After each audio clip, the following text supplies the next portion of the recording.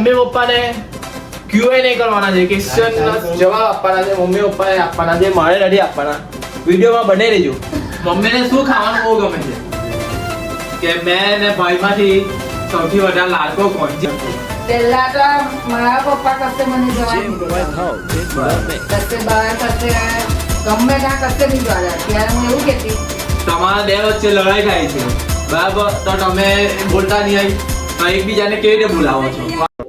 Hello guys, welcome back to my YouTube channel. मेरा नाम है आकाश. तो आप सभी को कर दूंगा झकास. કેમ છો, कैसे हो? आई होप आप सब अच्छे होंगे. मैं भी मस्त हूँ, स्वस्थ हूँ, ठीक हूँ. ફેક સ્માઇલ જોઈ લેજો આપણી. ભાઈ હમણાં એટલું ખરાબ ચાલે છે, નથી વિડીયો પર વ્યૂ આવતા, નથી કોઈ સબસ્ક્રાઈબર વધતા, કે નથી તારા ભાઈની તબિયત સારી.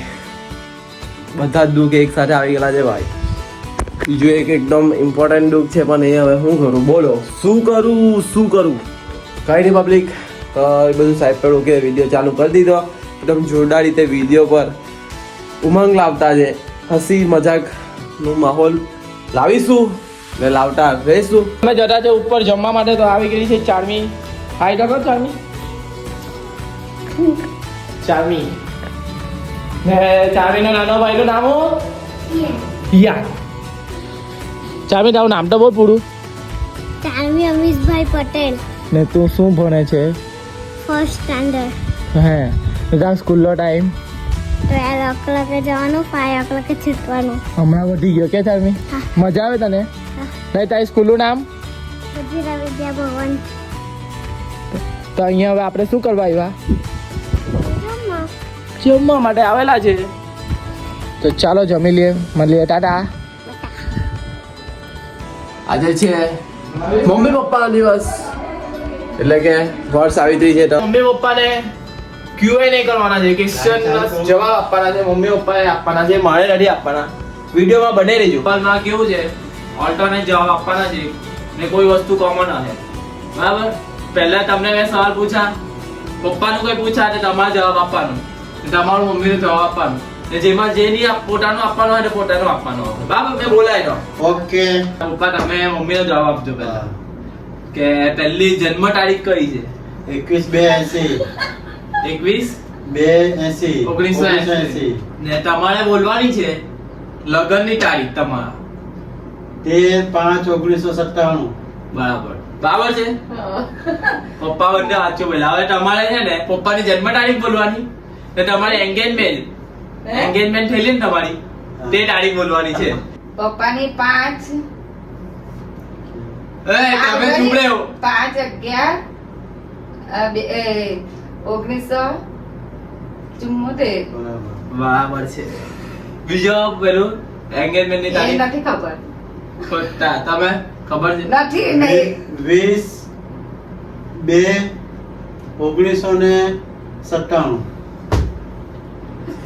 પપ્પાને એન્ગેજમેન્ટ ની તારીખો ખબર છે. તો હવે આપણે બીજો સવાલ જોઈએ. તો હવે તમારો જવાબ આપવાનો પહેલો. કયું કામ કરવાની બહુ મજા આવે છે પપ્પાને? પપ્પાને તો બધા કામમાં જ મજા કોઈ એક વસ્તુ આવે ને પપ્પાનું, શું કીધું? ખાસ. ખાસ. આવે. કેટરનું કામ કરવાની મજા આવે છે. સાચી વાત. સાચી વાત. ચાલો, તો હવે મમ્મીને કયું કામ કરવાની બહુ ગમે? મમ્મીને એકલું સિલાઈ કામ કરવાનું બહુ ગમે, બીજું કામમાં ઇન્ટરેસ્ટ નહીં. સાચી વાત છે. સાચી વાત કે ખોટી વાત? સાચી વાત. સાચી વાત. Okay done. બીજો સવાલ. હવે બીજો સવાલ જોઈએ. ઓલ્ટરનેટ જવાબ આપવાના છે. હા. કપાવા તો મારી વાળી પહેલી. હા. મમ્મીને શું ખાવાનું બહુ ગમે છે? હા? મમ્મીને શું ખાવાનું બહુ ગમે છે? મને તમારી મમ્મીને શું ખાવાનું ગમે છે પપ્પાએ આપે, તમારા પપ્પાનું કહેવાનું કે પપ્પાને શું ખાવાનું બહુ ગમે.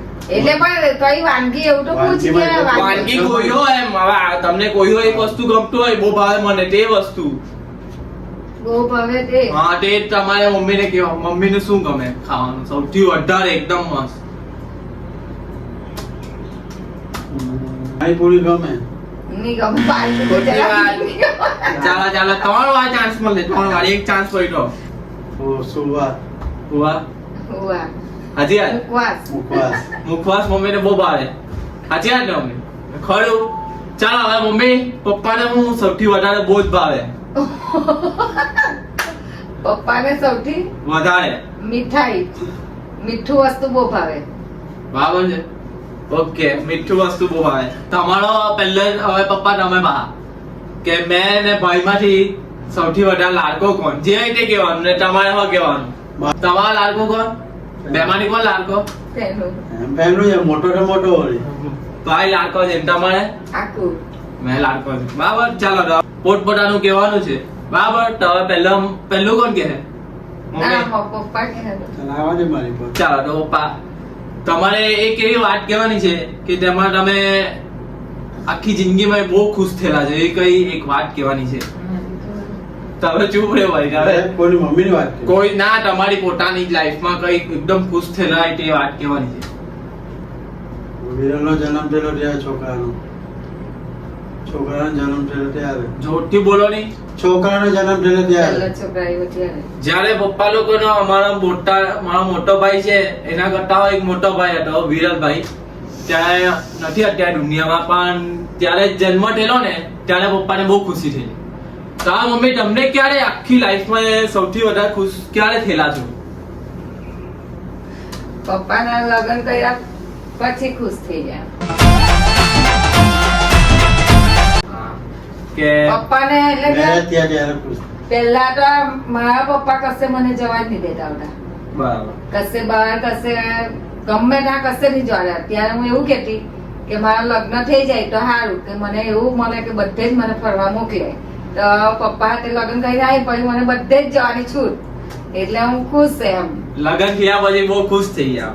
તો આ સવાલ તમારો છે કે મમ્મી છે બરાબર, તો એક ખાવાની આઈટમ બનાવે છે, તે બધા કરતા અલગ જ બનાવે છે ને મસ્ત બનાવે છે. તે કઈ આઈટમ? એ કોઈના ઘરે બનેલી જ નહીં હોય ને આપણા ઘરે મમ્મી બનાવે છે. ખાવસા. સાચી વાત છે.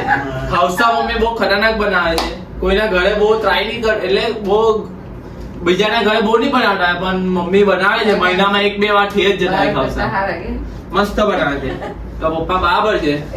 તો મમ્મી હવે પપ્પાનું એક એવું છે, પપ્પાનું એક એકદમ ખરાબ વસ્તુ શું છે?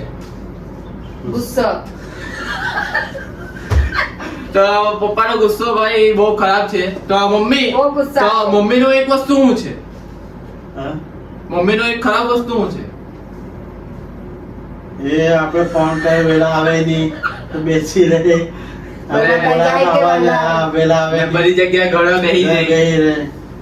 આ વસ્તુ કોમન જ છે, તમારે તારે એવું જ હોય. ચાલો તો હવે આ સવાલ બહુ ભારે છે. તો તમારા બે વચ્ચે લડાઈ થાય છે બરાબર, તો તમે બોલતા નહીં હોય તો એકબીજાને કેવી રીતે બોલાવો છો? વારાફરતી. પહેલા પપ્પા તમે.